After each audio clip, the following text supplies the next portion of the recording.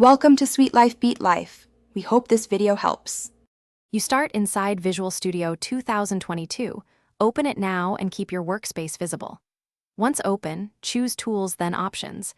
This is the single control panel for theme changes. You need Environment selected because that section houses the visual theme options.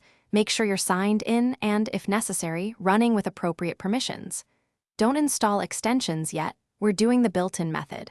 Once you see Environment, click General to reveal the color theme drop-down, and you now choose the actual theme.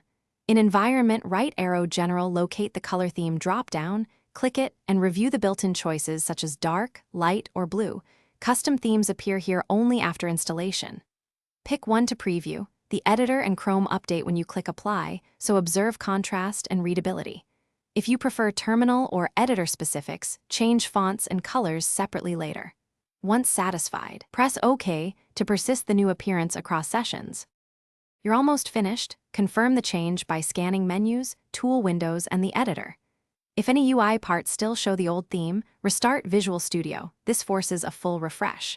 If problems persist, use Tools right arrow Import and Export settings to reset to default, then reapply your chosen theme.